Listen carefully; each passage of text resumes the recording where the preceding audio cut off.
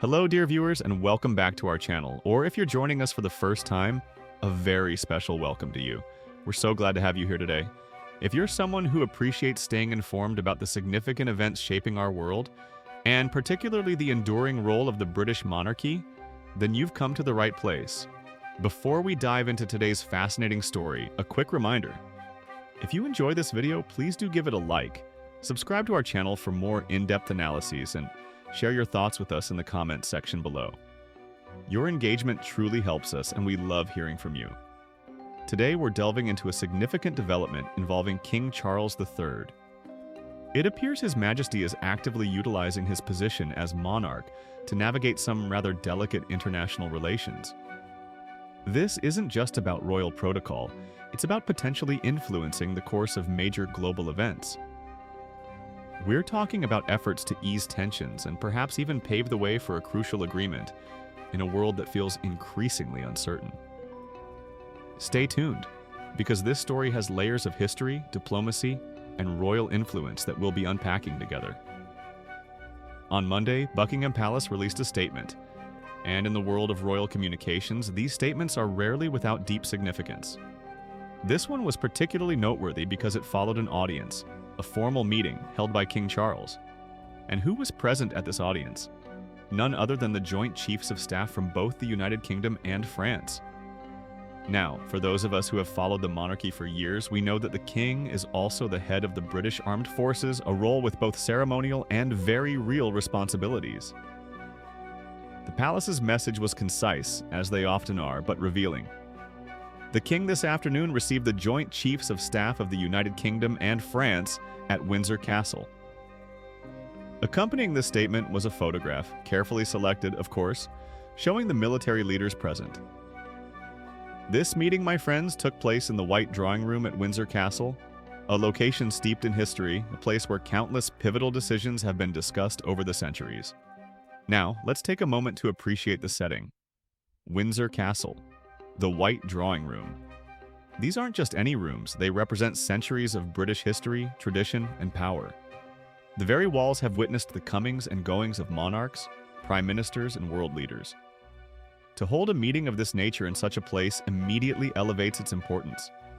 It signals that this is not a casual chat. This is a matter of considerable weight.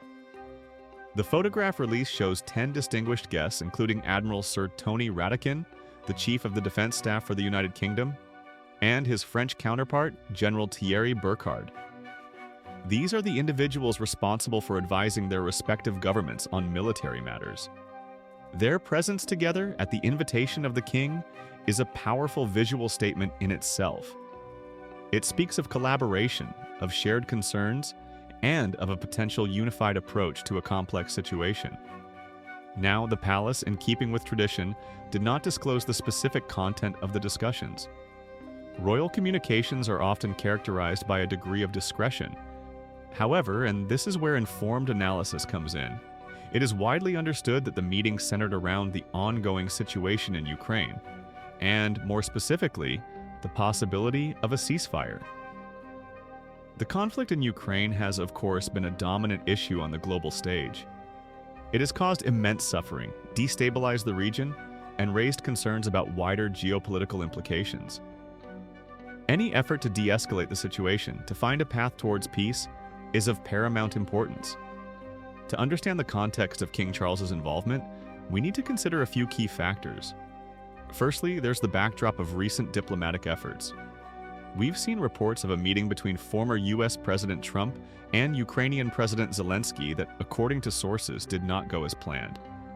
This underscores the complexity of the situation and the challenges involved in finding common ground. Secondly, there's the official position of the British government. Downing Street, the official residence and office of the Prime Minister, has previously stated that nothing is off the table regarding the possibility of deploying troops to support Kyiv. This is a strong statement, indicating the seriousness with which the UK views the situation. However, and this is where King Charles's role becomes particularly interesting, it appears that His Majesty may be leaning towards a more diplomatic approach. He is, after all, known for his engagement in what is often referred to as soft diplomacy. This involves using his influence, his connections, and the prestige of the monarchy to foster dialogue, build relationships, and encourage peaceful resolutions. Soft diplomacy is a subtle art. It's not about making grand pronouncements or issuing ultimatums. It's about creating an environment where conversations can happen, where trust can be built, and where common ground can be explored. And King Charles, with his decades of experience on the world stage, is arguably a master of this approach. Let's remember, this isn't the first time King Charles has played a role in international affairs. Throughout his years as Prince of Wales, he traveled extensively, met with countless world leaders, and engaged in numerous initiatives focused on promoting understanding and cooperation. He has a deep understanding of global issues and a long-standing commitment to finding peaceful solutions. So, what might this meeting between King Charles and the Joint Chiefs of Staff signify? While we can't know the specifics, several possibilities present themselves. Firstly, it could be a signal of solidarity between the UK and France. By bringing together the top military leaders of both nations, King Charles is demonstrating a united front, a shared commitment to addressing the challenges in Ukraine. Secondly, it could be a prelude to further diplomatic efforts. The meeting may have been an opportunity to coordinate strategies, to explore potential avenues for de-escalation, and to lay the groundwork for future negotiations. Thirdly, it could be a way for King Charles to exert his influence behind the scenes. He may be using his position to encourage a more cautious and diplomatic approach, to urge all parties involved to prioritize dialogue over conflict. It's important to emphasize that the monarchy in the UK is a constitutional monarchy. The king's role is largely ceremonial, and he does not have direct political power. However, he does have considerable influence, and he can use that influence to shape the conversation, to encourage certain courses of action, and to promote his vision of a more peaceful and stable world. The British monarchy has always adapted to changing times. It has evolved from an institution of absolute power to one that plays a more symbolic and unifying role.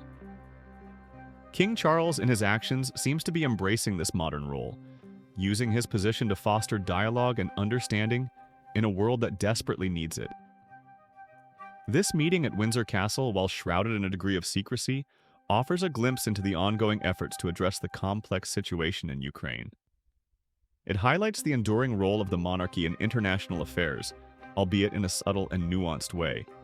And it reminds us that even in the 21st century, the traditions and institutions of the past can still play a significant role in shaping the future.